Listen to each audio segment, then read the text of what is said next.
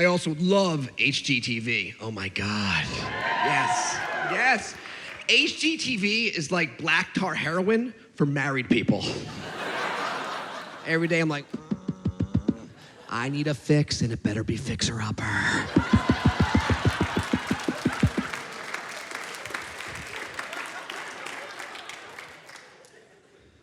Flip or Flop, another great show. About flipping a house and watching a marriage fall apart. You guys gotta check that out. Great show. But the best show, the OG show, is House Hunters. Well, I wouldn't clap for it because you can't watch that show if you live in any metropolitan city in America. Because every episode is like a couple shopping for some house in Canada. That's not relatable. Every episode's like, we're looking for a 6-bedroom house, 7.5 bathrooms, a tennis court, a pool in the tennis court, and our budget, $2,000. In LA, where I live, for $2,000, all I could buy is salmon at Whole Foods.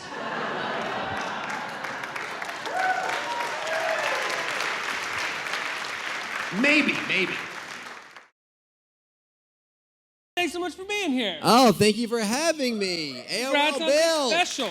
Oh my God, I'm so excited. My first stand-up joke ever was about signing on to America Online. So I kind of feel like I'm all coming full together. circle. Yeah.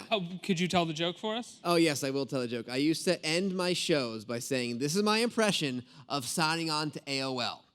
Boop, boop, boop, boop, boop, boop, dung.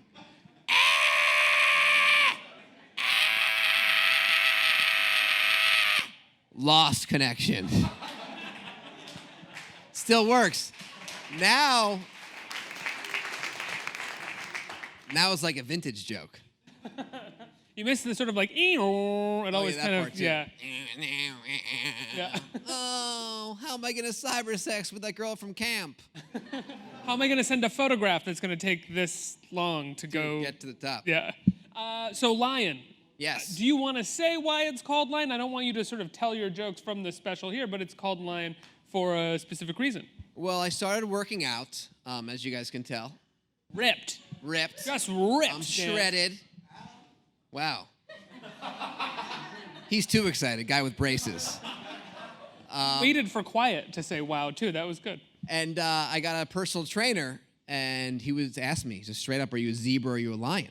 I was like, definitely like 100% a zebra, because lions eat zebras, and at that point I was a little baby zebra, a little donkey on the side of the road in Israel, really, when you think about it.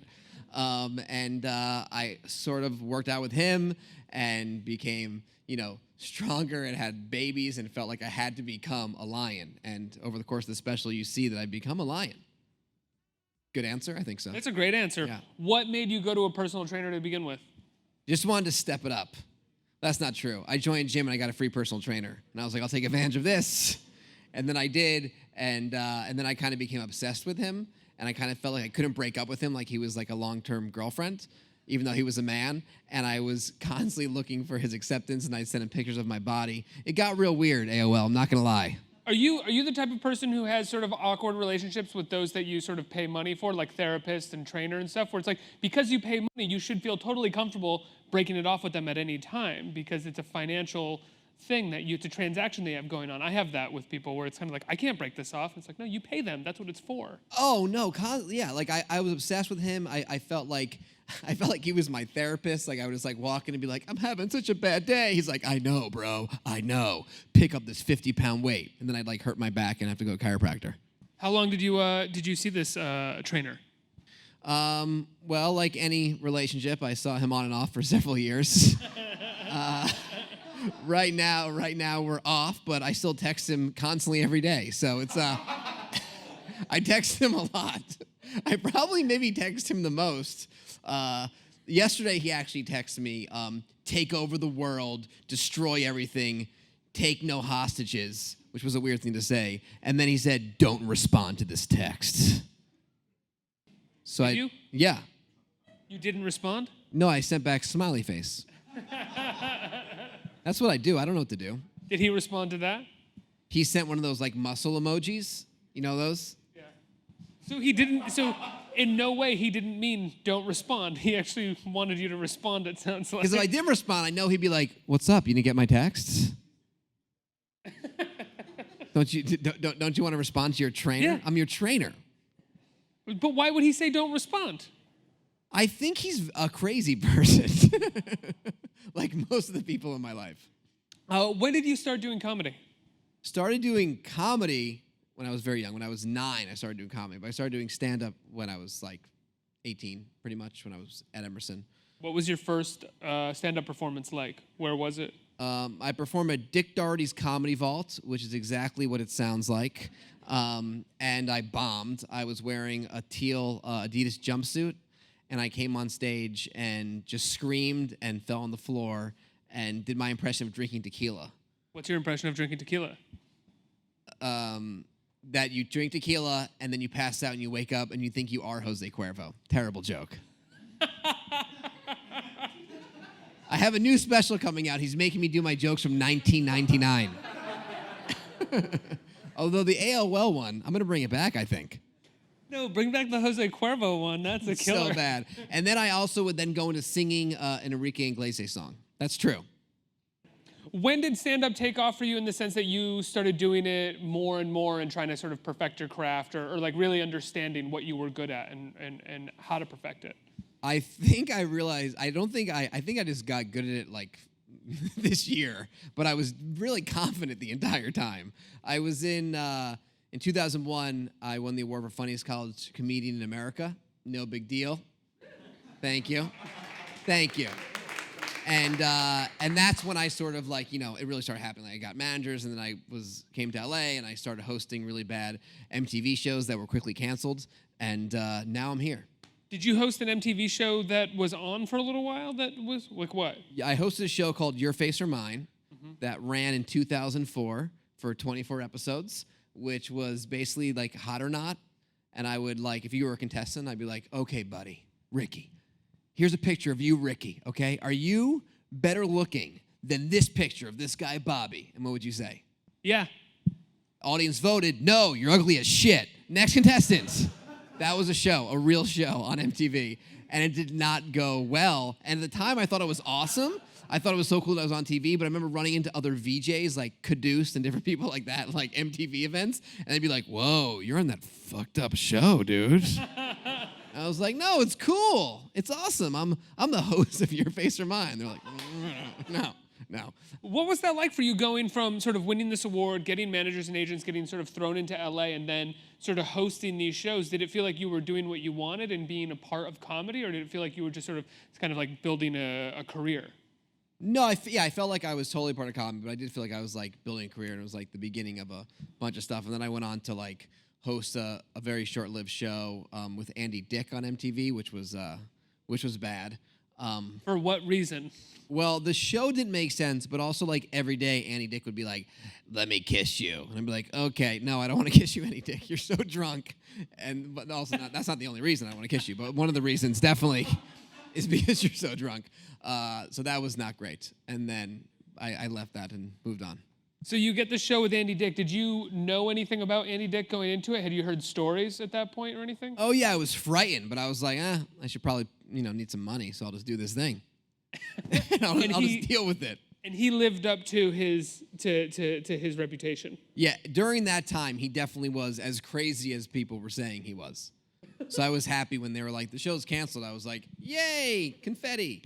Don't have to hang out with Andy anymore. No more. Have you seen him since then? Yeah, but he was on he was so messed up during that time, he doesn't remember me, You hosted a show with him. I know, but he doesn't remember. I think it's like a vague thing. He's like, oh, and I see him. And that's it. That's pretty much it. So this special is on SEESO. How long were you sort of working on this material before you put it into a special? I was working on the material for the past 5 years. I had an album come out in 2011 on Comedy Central, Congrats on Your Success. And then really since then, I've been slowly sort of building the material. But really, I had I had 2 babies since my album. So really, after my son was born and then my daughter, it was like I really started like just writing so much stuff about them that it kind of came together the past year. What's it like being I mean, this is a broad, vague question, but being a sort of stand-up comedian with children and an entertainer with children, you know, because the entertainment world and the work that you do in the entertainment world is sort of like freelance for the most part. When you have kids, how did that change for you? How did you become more, you say you become a lion, do you become more like confident about how to get work and getting work and making sure it's there so that you're kind of protecting your offspring? Oh, yeah, for sure. I mean, most importantly, I'm hilarious. So when it's story time, I'm just crushing. You know, like no one thinks I'm funnier than Abe Levy, honestly. Romy, my daughter, she kind of like thinks I'm funny, but Abe just is like, oh my God, like I'm like Louis C.K. in the 3-year-old world. You tell the Jose Cuervo joke. Oh, hard, yeah. I just like fall down and he like dies. You know? Why were you wearing an Adidas jumpsuit in the? We're back to 1999. I thought it was like a cool look. I've been through 99. If you Google image me, besides finding Dan Levy, who's not me, but a friend of mine whose father's Eugene Levy, you will also see that I went through several phases in my life. I was into like a lot of jumpsuits, Adidas jumpsuits. I also wore blue velvet blazers for a while. I grew my hair super long. It's rough stuff. What phase are we in now? The awesome phase. Look at this jacket. Look at this jacket. He wants a response. Give Come him on. We are in the awesome phase right now. So with this show, with what I didn't give you what you wanted. Sorry. No, it's okay. You talk about HGTV. We saw it in the clip. Are you obsessed with HGTV? Are you actually obsessed? I am obsessed with HGTV. I love renovations. I just love reveal shows. Like reveal shows, that's my jam. Like my dream show is about a guy who loses like 3,000 pounds and gets a new kitchen. Like that's what I want to see, you know? It'd be called like Major Changes Done Recklessly. I would host it, you know, the guy'd come out and be like, Ralph, congrats on losing 3,000 pounds. We took your excess skin and made you lampshades and a couch. Now check out your stainless steel fridge. And he'd open up and be like, oh, there's no food. Exactly. Stay skinny, Ralph. Good night. I'd watch that. They made lampshades out of his like excess skin. Oh yeah, that's the kind of show I want to. I don't think it doesn't sound like you're hosting this. This is like Buffalo Bills. No, I'm a Vail HGTV. I'm a Vail. So you love reveal shows, but what do you think it is about home improvement shows that make sort of married people love these things? Is it the free time? Is it because it's sort of like family oriented and everybody can watch it? Or is it because we're always sort of pining for like a greater kitchen? It's wish fulfillment television. I mean, you watch these shows and you're like, oh my God, I need those hardwood floors. Let's do this. And also it's so fun to judge. Like judging is always the most fun thing ever. And that's like the perfect kind of show to be like, I can't believe they went with those floors. Subway tile, these people, idiots. And then you hug and, you know, it's a great thing for married people to bond over. How often do you catch yourself while watching it and feel kind of like, I shouldn't what? I shouldn't watch this. I feel bad. Because you're judging them and it's all reveal and it's all kind of cheap. No, I'm judging them, but I love it. I'm always loving it. I love every show. But you're judging the people that are on the show. Only sometimes. Only like the couples. The couples on House Hunters, let's be honest, they're the worst, right? I mean, they're the worst people. But I don't know. Has everyone been on House Hunters? This audience is very not going with me. We've stacked this audience with HGTV extras. We've all redone our condos with the Property Brothers. Yeah, no, I mean, you can make fun of the couples, but still the renovations are always fun. Mm-hmm. What would you say is the best part about having kids since you've had kids? Oh, well, there's so many great things, but it's so fun, honestly, like it sounds a little bit cheesy, but it's like I'm their hero. You know, like everything I do for them, it like blows their mind. You know, so it's like to see them do things for the first time, to react to things the first time, it's like amazing. Like when I did a somersault the other day, and my son freaked out. Like he freaked out like how like black teenagers react to magic on the street. You know what I mean? It's like, oh! It was like that, and it was amazing. Was it a? It's like my favorite joke. The black guy's laughing, so everyone else should be able to laugh. I don't know why. Everyone feels uncomfortable, but he's laughing, so it's a win. You won one guy. I won one guy. Was it a somersault where you just sort of rolled on the ground, or did you? No, I just did an awesome somersault, and they're like, "Oh my, he lost his shit." Can I say that? Yeah, you can say it. Okay. Oh, great. Yeah, he lost his fucking shit. It was crazy. It was crazy. And your daughter, does she think that are you her hero as well? Oh, for sure. But she's mostly focused on eating. She sort of eats and shits like an abused pit bull. That's kind of her vibe. Like, she just is constantly just shoveling. She eats with sand toys, basically. She's just always hungry. And I was with her the other day, and she was taking a bath, and it was really cute. But I picked her up because she went like this. She went, and I was like, oh no, you are shitting in the tub. So I picked her up, and she was still shitting. So it was kind of like a frozen yogurt machine with like the worst flavor ever, you know? So I'm like moving her back and forth, and like it hits the wall, and then hits me in the face. And I saw myself in the mirror, and I was like, what happened to my life? I was supposed to be a professional rollerblader. I used to get mad. That was my goal. I used to get mad when roommates would leave like wet towels on the bathroom floor. Now there's people in my house who shit all over my face, and I pay all their bills. It's crazy. So is being a parent disgusting? Oh no, it's great. I mean, it's disgusting and exhausting, but also very fun. So fulfilling. If you had to give them percentages, where would you put like disgusting and humiliating and fun? It's not disgusting at all. It's mostly exhausting. It's probably like 50% exhausting, 50% fun. That's what it is. So when you're developing this special, when did you start to find out? Was it just after when your kids were born? Did it feel like your material was changing and developing in a different way? Yeah. I feel like I just had more to talk about. You know, between like, you know, working with this personal trainer, honestly, and like trying to become like a different person, like more focused and all that kind of stuff. On top of like having these two kids, it really just sort of like made me just think differently about everything. Did it feel like your material suddenly had more stakes to it that you had kids? Like it felt, like it had more stakes. It had more stakes, and I felt like it was the first time where I was like relating with an audience like I never had before. You know, like I could like talk about like just being so tired, and you know, all the parents in the audience, like, let's get you guys some Gatorade, get you some electrolytes, you know, and just sort of like talking about just how that feels, and seeing them react to me was just like a whole new thing than just sort of like falling on the floor because I'm drunk on tequila. It was a different vibe. And you want to be called Jose Cuervo. Exactly. I really love that joke. Thank you. You can have it. I don't want it. You can have it. It's all yours, Ricky. I love it as a story, as the first joke someone told on a stand-up stage. Yeah, it's bad. Do you find that being a parent and sort of and having humor-based or stand-up material based around being a parent is interesting, because even those people who are not parents kind of relate to it and are fascinated by parenting and jokes about parenting? Oh, yeah, because, like, they see me. I mean, you don't need to be a parent to know how I feel when every morning at 6 a.m. I am up watching the movie Frozen. Every morning at 6 a.m. I am watching Frozen. Have you guys seen Frozen? Yeah. You've all seen Frozen, and you don't have kids. It's crazy to watch. I mean, I watch the movie so much I have, like, nightmares. Like, I woke up the other night in a cold sweat, just like, Elsa! Like, I was worried about her, you know? She froze a town. Let it go, bitch. Come on, we gotta live our life. Have you tried to, I've always been curious about this, because parents always talk about, my kid is watching this movie, the same movie, over and over and over again. Do you try to give the kids new movies? Or like, here, try this movie, but they're just like, no, Frozen. Yeah, every morning Frozen. I mean, you try. I mean, the weird thing about those Disney movies is like every Disney movie, like the parents die immediately, so it's like a weird message.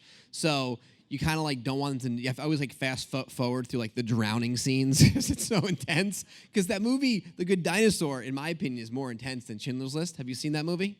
Yeah, it's horrible, right? Horrible. The baby dinosaur watches the father dinosaur drown in a river for what feels like, I don't know, 7.5 hours, just up and down, up and down, up and down. You're watching the movie, I'm like, you just gotta drown already. The movie ended, my son looked at me, he goes, what just happened? I was like, I don't know, bro. Let's watch Frozen. Let's giggle at Olaf right now. That's what we need. That's what we need. Like Bambi. Bambi's mother gets shot at the beginning of Oh, yeah, Bambi. they're all dead. In Lion King, Simba, you know, like the daddy, he falls off the cliff. I don't know. I forget all the people. But, you know, in every Disney movie, someone is dead immediately. You hear the soundtrack, and you're like, uh-oh, what's going to happen to the parents? Bullet, drowning, more death. And then they put the black curtain over the picture, and it's like, that's weird. Very sad. Does anyone in the audience have any questions? Who has some questions? What's been the best moment in your career so far, and who's a comedian you've looked up to, during like your teenage years to now? Yeah. Honestly, like one of the best, the most like fun moments for me happened when I was younger because everything was so new. Now I just kind of like become used to like certain things happening, with like comedy show business. But when I was, 19, I was at the Aspen Comedy Festival and I won that award, and I was just like so young and didn't have any sense of like how to act around celebrities or anything like that. And I was walking up to every single person, like the Wayans brothers, I like jump on them and take a photo. I like walked up to Steve Martin, George Lucas was there. Everyone I saw who was a celebrity, I was like, my name's Dan, I just won an award, picture? And now like you have to be so cool. You try to act cool in front of people all the time, and it's like you just want to get a picture with someone. Who was the worst responder to you at the festival when you were doing that? Oh, everyone was great because I was so like happy, But I've like seen like Denzel Washington at Nike Town and be like, "What's up, Denzel?" And he'll be like, "Hey, man," like kind of confused, but I'm trying to like hang out with him. And I would say my favorite comedian is Chris Rock. From when you were a teenager, even to now? I just remember like watching Bring the Pain when I was younger, and like sitting in the basement watching that special and just like being like, "Wow, this is what it's all about." Mm-hmm. Next question. Hey, Dan. Hey. So I have two questions for you. I want to go back to 1999 just for a quick second. We're talking about AOL. What was your AOL AIM screen name? Because I want to make AIM great again. And second, because you have an exotic animal on the screen, it's called lion. I know the phenomenon all around the world right now is Harambee. Would you ever incorporate Harambee into your comedy set? Well, honestly, Harambee is in my comedy set because it was actually before the meme took off. I shot the special a little while ago because as a parent, that story was insane because I remember everyone was like, "I can't believe, they killed the gorilla. I can't believe they killed the gorilla." It's like, well, what do you? I don't think they should have killed the gorilla, but what were you supposed to do? I mean, you hoping the 3-year-old could talk his way out of the situation? I blame the Cincinnati Zoo. Like the Cincinnati Zoo is, what? Like I have like child locks and like all these zippers like in my kitchen so my son can't like get into the pots and pans. Like what has happened at Cincinnati Zoo where you could just shimmy your way into the gorilla enclosure? What do they keep the polar bears in a pillow fort? Like I'm very confused about the whole Cincinnati Zoo situation. What did you think about when people started blaming the mother? Everyone was like, "Oh, the mother's not paying enough attention, or the mother's not doing this." No, that's the mother's fault. It's the zoo. It's a zoo. You should be able to go to a zoo and not be able to jump in and hang out with. Are you gonna buy a machine gun at where you buy snacks there? Like it seems very dangerous. And I just don't understand like why they didn't use tranquilizers. Because I've been to Cincinnati as a comedian, and you can honestly get like super strong tranquilizers at any comedy club if you guys go and you want to check it out. And what was your AIM screen name? I think that was the other question, the other part of the question. Here's what's weird about it, okay? My AIM screen name was Clothpoon 3, but I had that, it sounds sexual. It was not sexual because I was super young when I had the screen name. But as I got older and kept it, everyone's like, "Hey man, like stop with that screen name. It's really creepy." But I thought it was a super funny word, and it's Clothpoon 3, and it's somewhere out in the AOL universe. Next question. Hello, is there any topic off limits in your stand-up? No, I wouldn't say there's any topic off limits. No. Next question. Have you ever been in the midst of writing something though, and maybe the topic isn't off limits, but you can't find the right angle on it, and it's just sort of because nothing is offensive if you can find the right angle and make it funny. But have you ever found that you were trying and it just never got past being offensive even to you because you couldn't find the right take? I mean, that joke about my son reacting like black teenagers watching magic, I felt like was always sort of like a tricky thing, and then eventually I was able to get it to work, and now people seem to really like it. Next question. Hey, right here. This is the last question, I believe. Hey, Dan, what's going on? What's up? So what advice would you give to young and upcoming comedians? I would say just keep doing stand-up. Like, just perform as much as you can. If you're in New York City, you can perform like, 14 nights a week. Like, I would just do as many spots as possible because the funniest people always, like, rise to the top. There's not a super funny person who's killing that no one's heard of. So I would just focus on stand-up and just write jokes and get better. Were you performing like that, like 13, 14 times a week? Yeah. When I first started, I was performing like everywhere. I had a show at Starbucks. I would perform at like 3 comedy clubs a night. Then I'd go and like perform in like in a subway station. Like any place there was a show, I would do it and just run the sets over and over again. And so that was what helped you? Was that you were just running the same set or running like different sets and modifying it and just making it better and better? Well, early on in my career, I was just sort of focusing on 7-minute sets because it's kind of what you need to like get into like festivals or do like late night spots or anything like that. So I was just sort of like trying to write, material, and then you'd get like a 7-minute spot at a comedy club. You just kind of work on that one set because you want it to be good so you could kill and come back. So I was just focused on like the AOL thing, the tequila thing, and I forget the other jokes. Dan, the special is amazing. It's on SEESO. Is it on SEESO right now? Can people see it right now? No. There it is. When No, can it's people not see it? on yet. It's on November 17th. So 4 weeks from now, it will be on SEESO. So 4 weeks from now on SEESO, check out Dan Levy, Lion. Dan, thanks so much for being here. Thank you, Ricky. Thank you, everyone.